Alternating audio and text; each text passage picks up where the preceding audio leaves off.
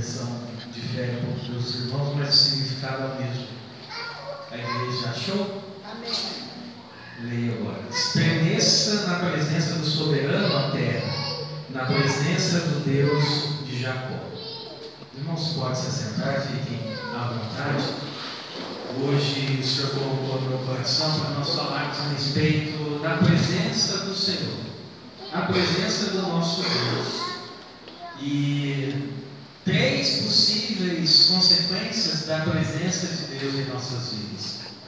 3 possibilidades que a presença de Deus em nossas vidas pode ocasionar.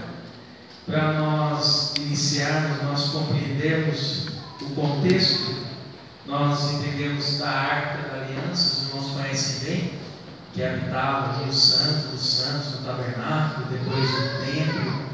E a Arca da Aliança, ela é o objeto mais sagrado daquele local construído por Moisés, segundo o que Deus o mostrou, a visão que ele viu do templo e do tabernáculo nos céus. E a Arca da Aliança, ela significa a presença de Deus. Ela significa ali naquele meio, no meio do povo, que Deus está no meio do povo. Então esse é o significado da Arca da Aliança.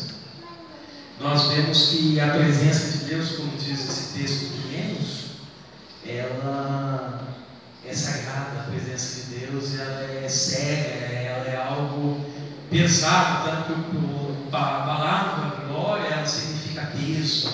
A presença de Deus, ela significa algo pesado, mas a seriedade é tão grande que em Apocalipse 20 diz que quando Deus ele vai estabelecer ali um julgamento, quando Deus chega com a presença dele, os céus fogem da presença de Deus. Então, diante da presença do Todo Soberano, a terra e o céu saem correndo. Como diz, se estremecem. Quando Moisés ele começa a reunir o povo para que Deus desse os 10 mandamentos à nação de Israel, depois que eles foram libertos do Egito, Deus aparece ali por meio de espetáculos da natureza, trovões, e começa a falar para o povo, e a presença de Deus no Sinai, ali naquele monte, naquela montanha, diz que estremecia todo o ambiente, trovões e fumaça, e o povo fica com tanto medo da presença de Deus que eles pedem a Moisés intermedie essa conversa, porque ouvir Deus, sentir a presença dele dessa forma, a gente pode morrer de tão forte que está sendo. E a palavra, a presença do Senhor, ela tem esses viés de seriedade, de gravidade, de importância, mas também nós sabemos que a presença de Deus em nossas vidas nos abraça, nos conforta, nos consola. A palavra do Senhor diz que não há como se esconder da presença de Deus. Se fizer no inferno, se estiver lá, a presença de Deus me alcança. Se estiver no Sheol, me alcança. Se estiver mais alto, no fundo do mar, não tem como. Então a presença de Deus, ela está em todo lugar. Deus está vendo, o olhar de Deus está posto em todos os lugares. Não há como se esconder dessa presença soberana. A Arca da Aliança, ela é usada em batalhas. O povo de Israel, ele pegava a Arca da Aliança quando eles iam guerrear, e eles levavam a Arca da Aliança, simbolizando justamente a presença de Deus está indo junto para essa batalha. A presença de Deus nos acompanha nesse empreendimento armado, e o Senhor dava grandes vitórias a Israel quando a arca o acompanhava, quando a presença de Deus estava com eles. Nós vemos que uma das batalhas que eu separei aqui, nessa introdução, foi a batalha de Jericó. Deus manda que Josué, que todo o povo conduzisse a arca, e a presença de Deus no meio daquele povo trouxe uma vitória impossível diante dos olhos. As muralhas ruíram. E nós temos uma outra batalha de Israel contra os filisteus, em que eles também levaram a arca, eles também queriam, a presença de Deus chegou, nós vamos derrotar, o povo filisteu fica com medo, mas nesse dia, nessa guerra, os filisteus venceram, e eles levam a Arca da Aliança como despojo, eles levam a Arca da Aliança como um objeto de vitória da guerra. E aí, imagina, irmãos, nós vemos a presença de Deus no meio do povo, representada pela Arca da Aliança, sendo levada do povo de Israel, sendo conduzida como um objeto de vitória. O povo filisteu falando: nós conquistamos, nós estamos levando a preciosidade deles.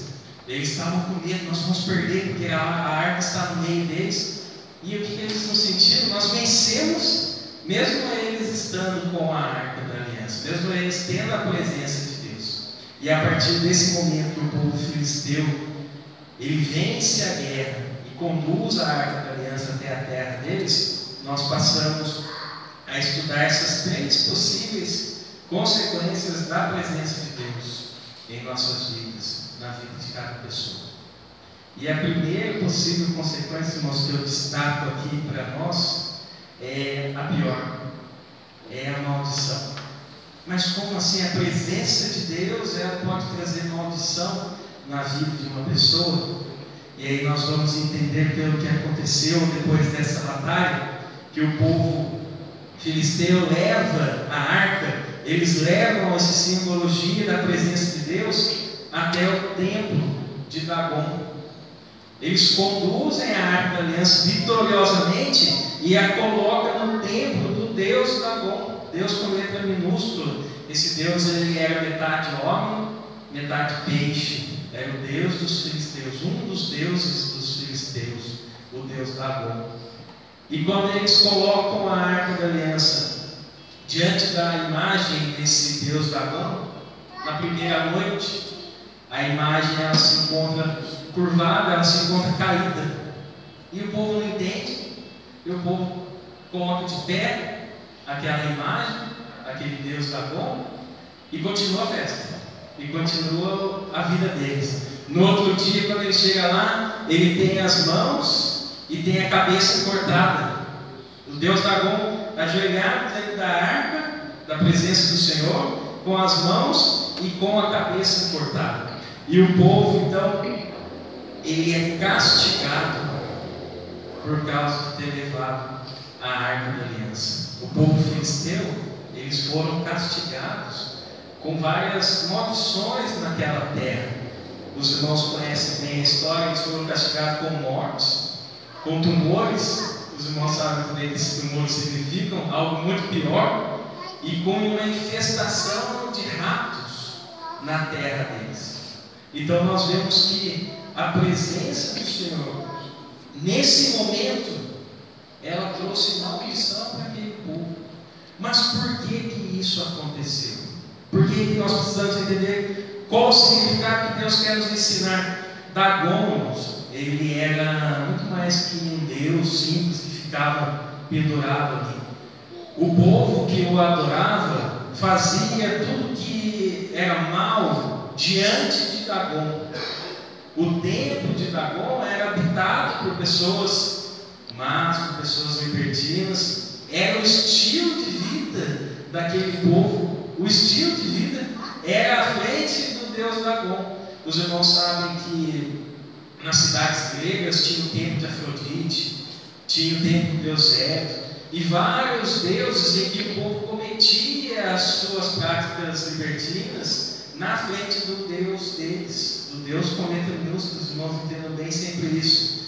Tudo que eles faziam, suas festas, as orgias, as bebedeiras, a vida dissoluta, era na frente do Deus, na frente do Deus Dagon, o Deus com letra minúscula.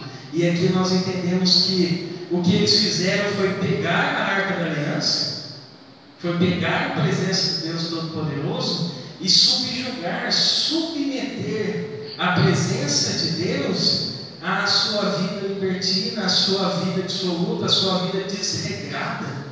Irmãos, hoje, infelizmente, nós vemos isso acontecendo. Muitos desejam, anseiam pela presença de Deus, por ser de Deus, mas eles submetem a presença de Deus que os acompanha, o Espírito Santo, que foi dado pelo meio da conversão, às práticas pecaminosas.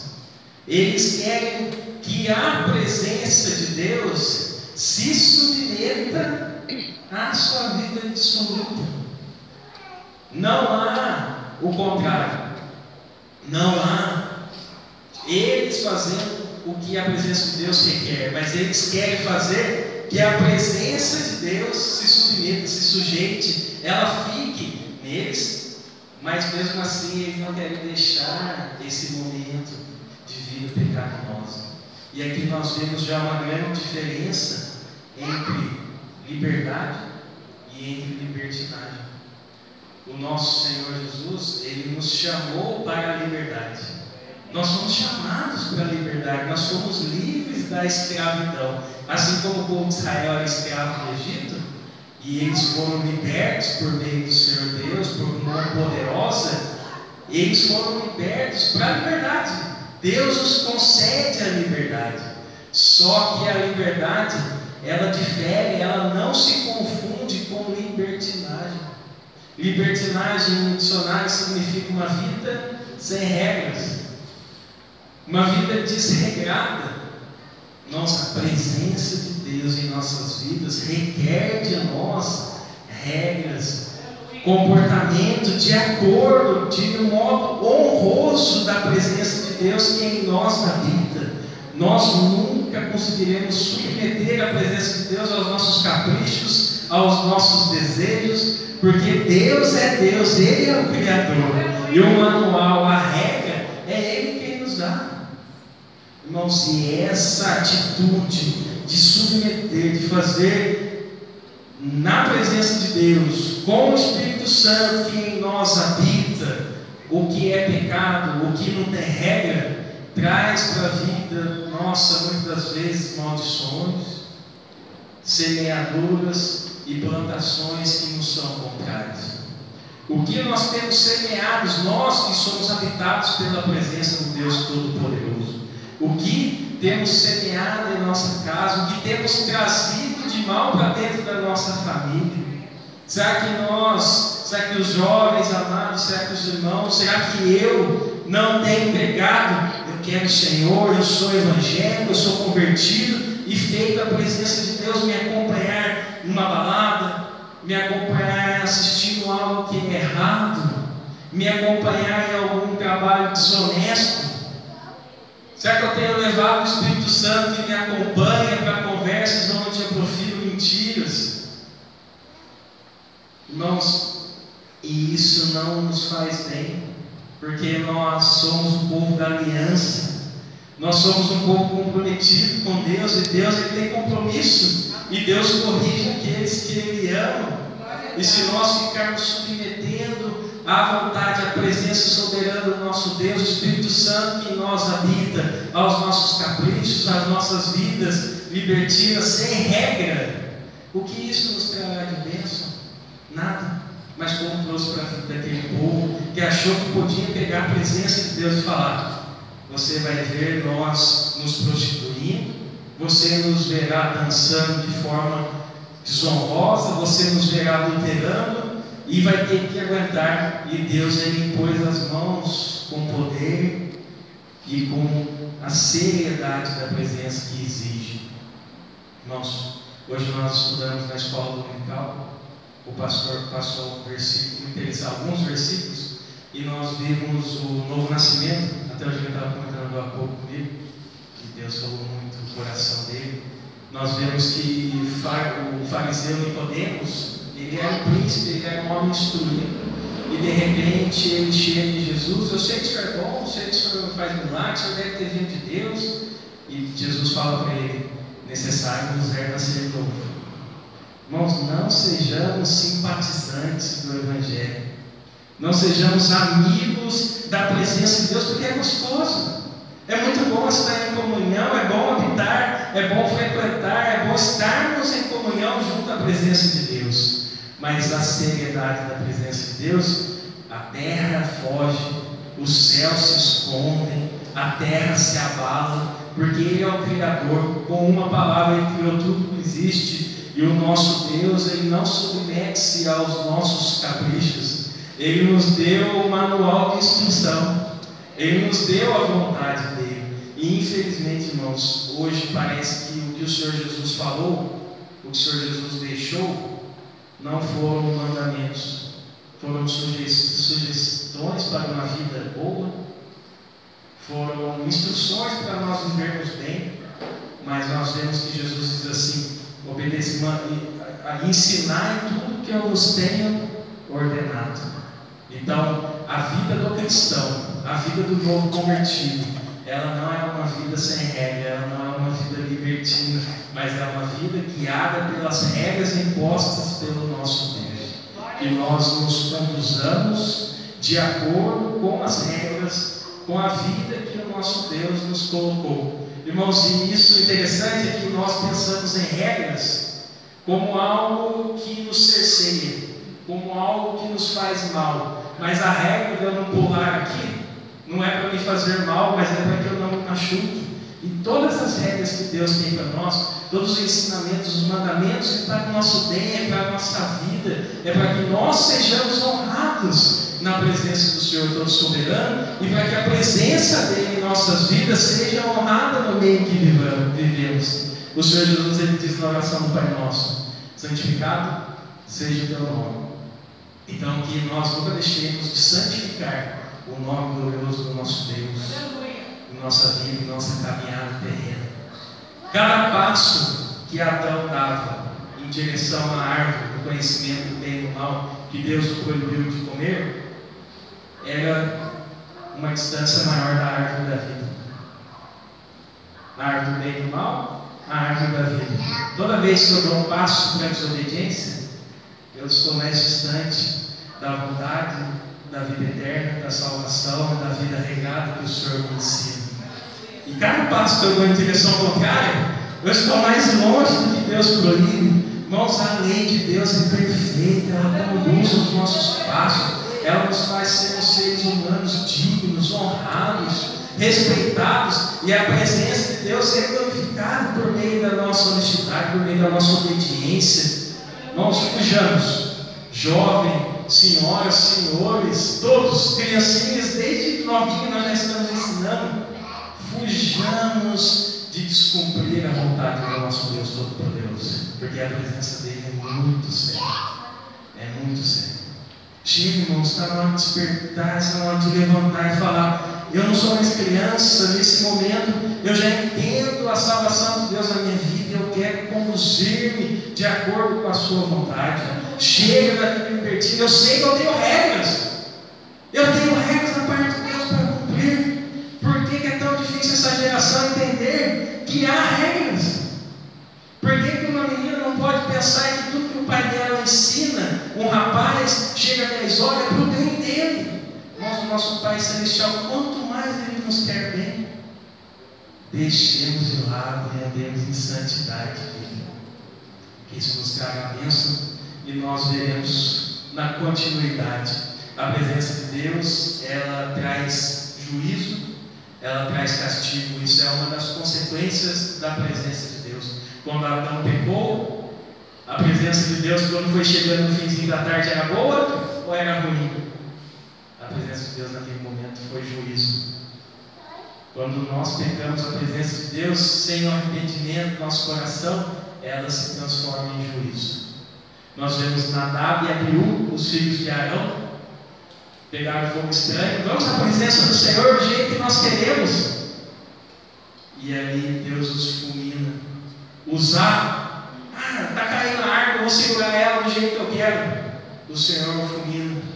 Irmãos, a presença de Deus é algo sério que nós devemos respeitar, amar, honrar e nos portar com dignidade de acordo com a presença de Deus, porque Ele nos deu um presente precioso que foi o Espírito Santo em nossas vidas. Vamos prosseguir, porque esse assunto é de importância, mas nos traz um peso, né? A presença do Senhor, quando nós estamos querendo submetê-lo à nossa libertinagem, é algo que nos faz todos pensarmos e aprendermos a andar de acordo com a vontade do Senhor. Mas depois desse episódio, os filisteus, que bobo não entendem nada, eles viram que a presença de Deus estava trazendo para eles maldição, estava ferindo a terra deles, estava trazendo tumores para o corpo dele, depois os irmãos pesquisam o que são esses tumores, estava trazendo prejuízo para sua plantação, para sua terra. Então eles falam: a gente quer devolver. Eu não estou suportando a presença de Deus. Parece Jesus falando, né? Quando a pessoa se compromete a seguir o Evangelho, seria bom ela sentar. Será que eu vou seguir? Como construir uma torre? Será que eu tenho capacidade? Será que eu tenho material suficiente? Mostrou-se que nós dizemos sim para o Senhor Jesus. Nós temos uma cruz para carregar, nós temos um compromisso com Ele ainda. E Ele tem compromisso com nós até o final. Então os filisteus, eles falam para o povo de Israel: eu quero devolver. E Ele vai devolver a Arca da Aliança, devolver a presença de Deus nessa simbologia. E a Arca da Aliança é levada para a casa de um homem chamado Aminadab.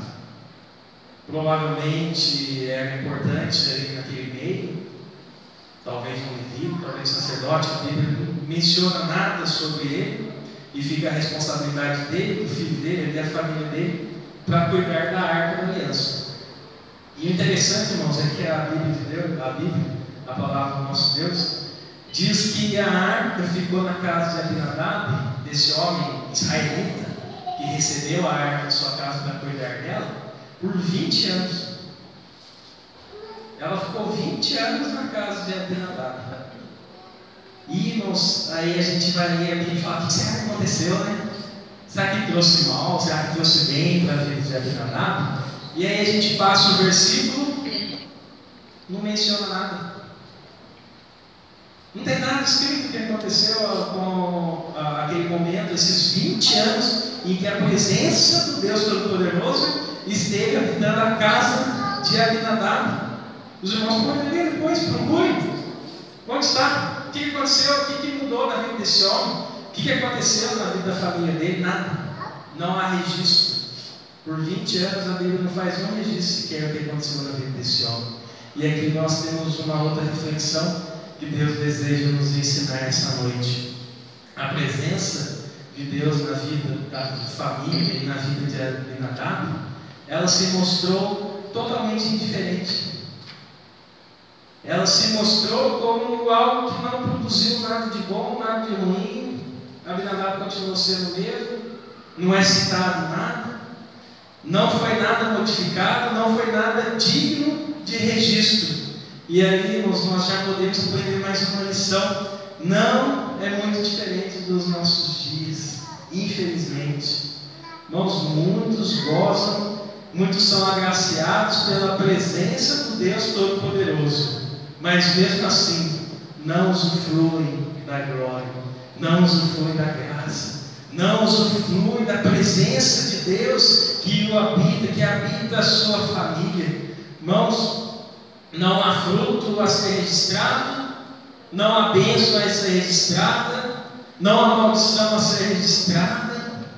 E ali nós vemos que, segundo Pedro, capítulo 1, eu gostaria de ler aos irmãos, não precisa abrir, porque a minha versão é um pouco diferente, para os irmãos não confundirem, mas prestarem mais atenção no texto. A partir do versículo 1, do versículo 5, os irmãos que gostam depois de anotar e acompanhar, a palavra do Senhor diz assim por meio de Pedro: por isso mesmo, empenhe-se para acrescentar à sua fé a virtude, à virtude o conhecimento, ao conhecimento o domínio próprio, ao domínio próprio a perseverança, à perseverança a piedade. Os irmãos estão vendo que estão sendo acumulados na vida do salvo várias virtudes, várias coisas que vêm da parte de Deus. E ele prossegue assim: a piedade, a fraternidade, e a fraternidade e o amor. Porque se essas qualidades existirem e estiverem crescendo em sua vida, elas impedirão que vocês, no pleno conhecimento do nosso Senhor Jesus Cristo, sejam inoperantes e improdutivos. Todavia, se alguém não as tem, está cego, só vê o que está perto, esquecendo-se da purificação dos seus antigos pecados. Portanto, irmãos, empenhem-se ainda mais para consolidar o chamado e a eleição de vocês, pois se agirem dessa forma, jamais tropeçarão.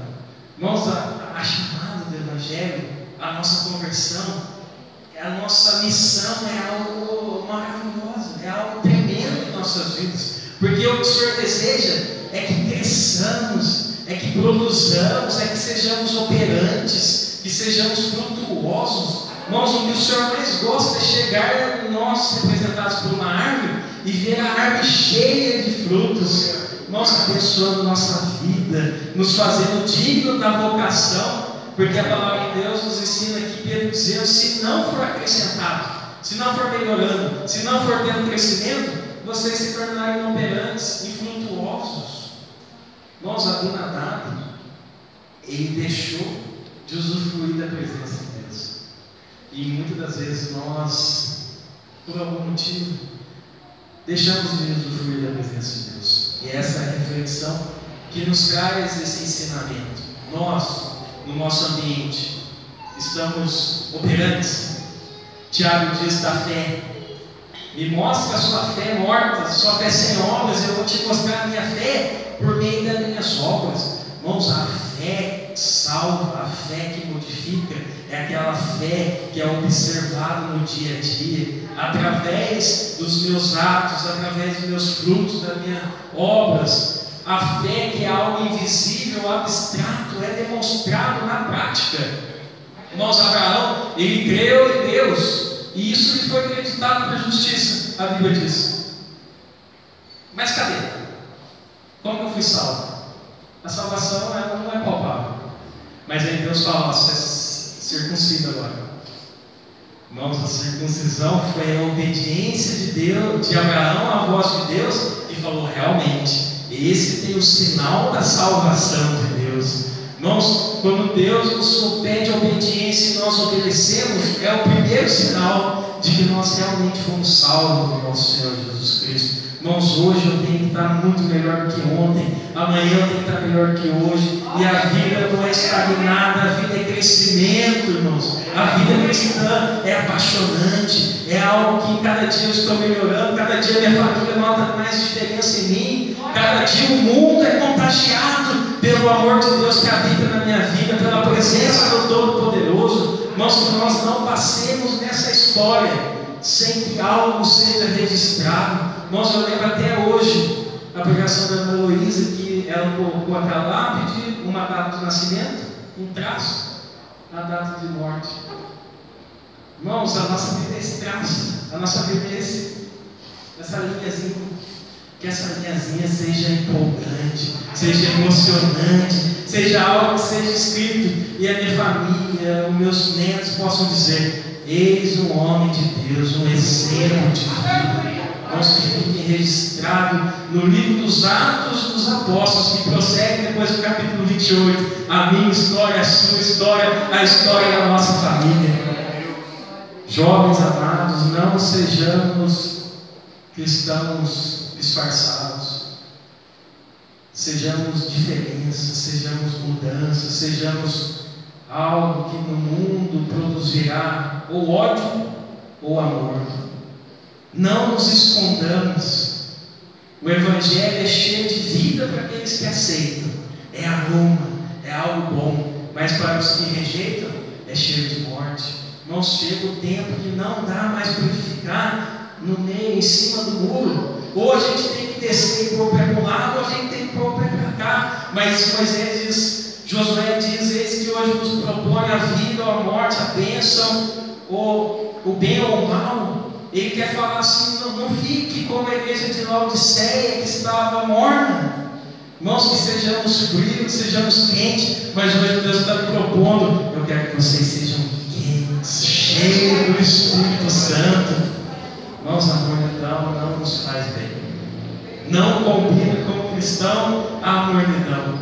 E agora, claramente, será que no ambiente em que convivemos as pessoas sabem ao menos que somos cristãos? E se sabem que somos cristãos, nós estamos subjugando a presença de Deus aos nossos palavrões, às nossas piadas, às nossas palavras torpes, às palavras de baixo calão, ao linguajar obsceno? Ou não temos feito nada também disso, mas não influenciamos para o bem? Como que tem sido o nosso comportamento? Frio? quente, morno. Reflitamos a respeito disso cada dia mais. A incredulidade, ela também faz que nossa vida não seja de grandes histórias, grandes vitórias. Hebreus 11 diz que esses homens que conquistaram reinos, que mulheres tiveram o ventre aberto, a madre aberta, que homens foram curados, que o Sansão matou mais de 1000, todos foram escritos no livro dos heróis. Eles tiveram fé. Os que não foram, os irmãos sabem o nome, lembram-se do nome dos 12 espias? Geralmente a gente lembra só de 2, que foi Josué e Caleb, os que tiveram fé de adentrar e derrotar os gigantes. Os outros 10, pode ser que a Bíblia mencione, como ela menciona, mas nós não nos recordamos. Vidas marcadas, vidas registradas, são vidas que por meio da fé obtiveram grandes vitórias, obtiveram mudança de vida, obtiveram milagres da presença e do cuidado do Senhor em suas vidas. Jesus, um dia passeando pela cidade, ele fica admirado, porque ele não conseguiu fazer ali quase nenhum milagre. O Senhor Jesus, ele deseja a presença de Deus em nossas vidas, vá transformando o mundo. Amor, irmãos, eu pensei em amor, falei amor, a minha esposa até olhou nele.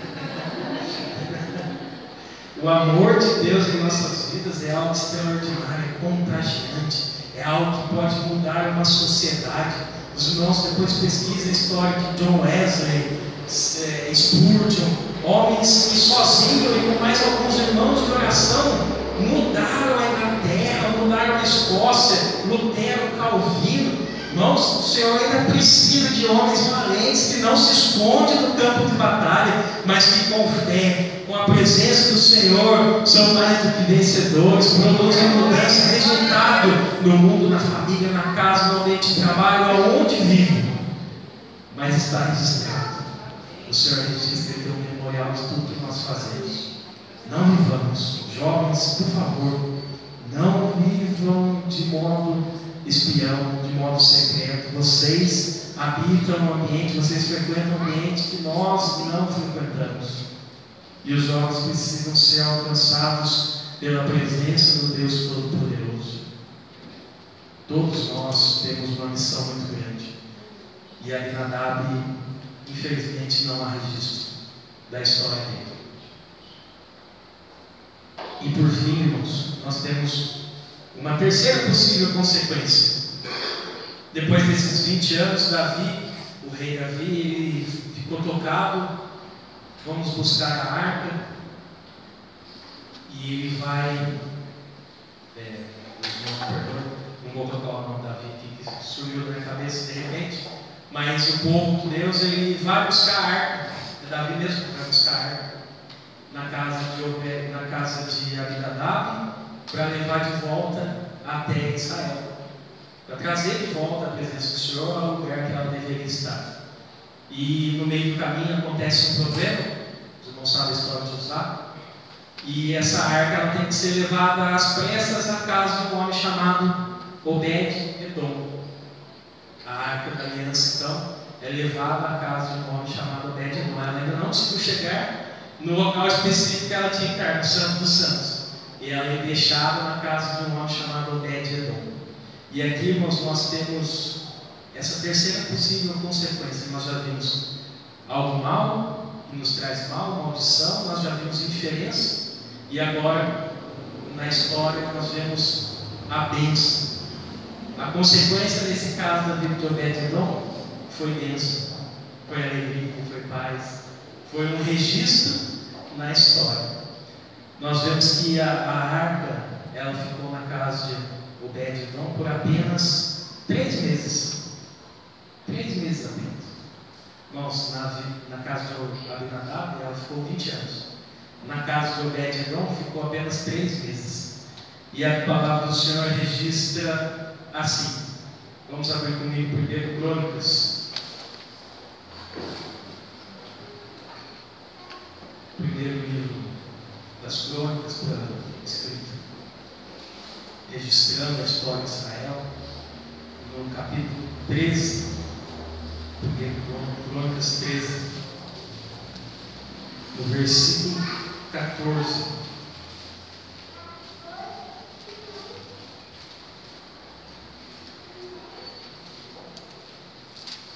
O que diz nesse pequeno versículo que registra essa passagem de apenas 3 meses da Arca da Aliança na casa de Obed-Edom? Diz assim: a Arca de Deus, a Arca da Aliança, ficou na casa de Obed-Edom por 3 meses. E o Senhor abençoou sua família e tudo que ele possuía. Irmãos, a presença de Deus na vida de Obed-Edom trouxe bênção para ele, trouxe bênção para a família dele. Irmãos, que coisa preciosa. A presença de Deus em nossas vidas, ela também tem essa consequência de trazer não mal, não indiferença, mas o que Deus deseja é que ela traga bênçãos para nós. Quem deseja receber bênçãos por causa da presença de Deus que em nós habita, que nos acompanha, o Espírito Santo que em nós habita. Mas por que Obed-Edom ele teve essa diferença, ele teve esse registro histórico de que ele foi abençoado por causa da Arca da Aliança? E nós vemos em 1 Crônicas 26, alguns outros textos, diz que Obed-Edom ele era um homem que vivia em prol de fazer as coisas à vontade de Deus. Obed-Edom ele não subjugava, ele não submetia à presença de Deus à vida libertina dele. Muito pelo contrário, esses 3 meses que ele cuidou da arca e toda a vida dele, ele submeteu toda a sua vida, ele submeteu toda a sua família à santidade da presença de Deus que habitava o seu lar. A palavra de Deus diz que Obed-Edom era um levita, era útil para a obra, ele tinha uma fé viva, uma fé que produzia, ele era ativo no ministério que ele tinha, os filhos deles eram cantores, e ele transmite a lei, o ensinamento aos seus filhos, a toda a sua família, e todos servem ao Senhor. E nós vemos então que ele não subjugou a presença de Deus ao estilo de vida dele, mas ele era um seguidor da lei de Deus, obediente à palavra do Todo-Poderoso. Nós vemos que ele vive em prol da presença de Deus, ele vive em prol da Arca da Aliança. E a nossa vida, irmãos, é justamente essa. Nós precisamos urgentemente amar a presença de Deus. Nós precisamos urgentemente não apenas amar um sentimento abstrato, palavra jogada ao vento, mas nós precisamos temer a presença de Deus. Nós precisamos honrar a presença de Deus. Nós precisamos nos portar de acordo com a presença de Deus que em nós habita.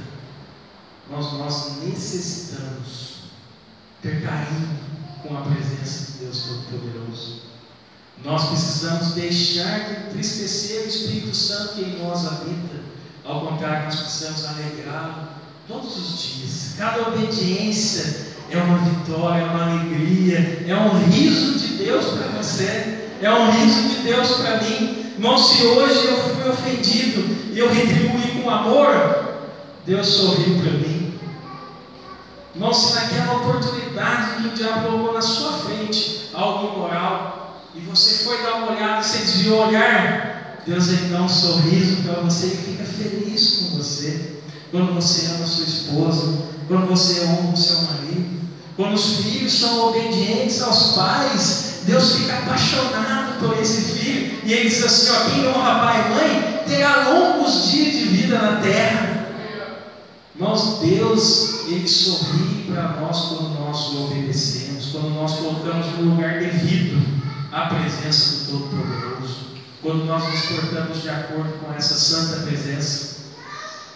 Um dia o Senhor Jesus chega numa árvore, só tinha folhagem, ele queria comer, estava com fome, não tinha um figo para ele comer, e ele amaldiçoou aquela árvore e ela seca. E aí o texto traz assim: não era tempo de figos. Irmãos do céu, o que é isso? Como o Senhor Jesus foi injusto, não teria como ter figo ali. Não era tempo de dar fruto. Irmãos, o mundo vive assim. Não é tempo de dar fruto. O mundo deseja que, ao contrário, abandonemos de vez a instrução do Senhor, a palavra dele. Ele nos chama, ele nos puxa, ele faz força. Mas Jesus quer os nossos frutos. Jesus, ele não quer a folhagem, a aparência, a religiosidade, o farisaísmo, mas ele deseja a nossa vida tributada em honra à sua santa presença. Ele deseja o figo, mesmo que o mundo diga, não é mais tempo da figa, acabou, não se importa mais com isso, por que você está perdendo seu tempo? Nós dizemos não, nós honramos a presença do Todo-Poderoso, aquele que nos salvou e que hoje a presença dele significa bem para mim, significa bênção para a minha família. Nós não nos coloquemos contra Deus, porque de Deus ninguém zomba, mas aqueles que o amam, aqueles que chamam a sua atenção por meio da fé, por meio da obediência, Deus abençoa, Deus multiplica, Deus abraça, Deus tem comunhão conosco quando nós somos obedientes. Irmãos, que os olhos do Senhor estejam voltados para nós, para nos abençoar, para abençoar nossas famílias. A palavra do Senhor diz assim, que em apenas 3 meses ele foi abençoado. O Talmud e alguns outros escritos dos sábios judeus diz que ele ficou rico, diz que ele teve um monte de filho. E aí uma história paralela, que eu nem trago para os irmãos, porque o nosso limite é a palavra de Deus, o nosso limite é o que está escrito aqui, como Paulo diz, que é inspirado. Mas a história diz que esse homem prosperou tanto, que não teve jeito de um escritor não pôr. Obed-edom foi abençoado por Deus, irmãos, porque a bênção de Deus ela enriquece, não acrescenta dores. Irmãos, que a presença do Senhor em nossas vidas nos enriqueça, nos traga prosperidade, nos traga comunhão e não dores. A bênção de Deus em nossas vidas. A presença de Deus na vida de Jacó o deixou próspero, o fez ter uma família, o fez ter o perdão de seu irmão. A presença de Deus na vida da mulher adúltera trouxe a ela dignidade. A partir daquele momento ela passa a ser uma seguidora do Senhor Jesus, e ela é honrada, e ela é uma mulher santa, como diz a história. Nós vemos que a presença de Deus na vida do cego de Jericó lhe trouxe saúde. A presença de Jesus, quando ele clamava, Jesus, filho de Davi, tem compaixão de mim, e ele tem os olhos abertos e tem saúde. A presença de Deus na vida de Lázaro trouxe vida. Irmãos, aquilo que está morto, se nós honrarmos, se nós respeitarmos, se nós amarmos a presença de Deus, Deus ele dá vida. A presença de Deus, quando chega, a alegria, a tristeza salta da alegria, a morte transforma-se em vida. A tristeza, irmãos, ela não pode suportar a presença do Deus Todo-Poderoso. Mas nós precisamos honrar essa presença, nós precisamos nos portar de acordo com essa santa presença. A presença de Deus na vida de Judas, os irmãos sabem o que aconteceu, mas a presença de Deus na vida de Paulo fez ele um homem honrado, digno do evangelho que ele tinha recebido. A presença de Deus na vida do centurião que prendeu Paulo trouxe salvação para toda a família dele. Irmãos, a presença de Deus na vida do filho pródigo trouxe comunhão. Irmãos, quando nós nos portamos em desconformidade com as regras que Deus nos coloca, com a vida que Deus exige de nós, e nós subjugamos a presença dele, porque ele está com você. Você lá na escola, Deus está com você lá. Você no seu ambiente de trabalho, eu no meu ambiente de trabalho, Deus está comigo lá. Todos nós que nos consideramos salvos, o Espírito Santo está conosco. Nós queremos que essa presença seja contra nós ou seja ao nosso favor. Ou nós, do jeito que está, tá bom. Importante eu terminar essa vida e ser salvo. Não, irmãos. Tem muita história para ser escrita. Tem muita vida para ser mudada por intermédio de nós. Tem muita honra para acontecer. Irmãos, Obed-edom significa servo de Edom. Aminadab significa pai de generosidade, pai de honra. Irmãos, quem aqui dessas histórias tinha para ser o vencedor, para ser o vitorioso? Edom é significado de Babilônia. foi o que mudou a lei de Deus, que trouxe promiscuidade, veio da descendência de Esaú. E Obed-Edom significa servo de Edom. Era um homem que já estava sujeito, nada errado com a vida. Abinadab não, meu nome significa honra, meu nome significa graciosidade.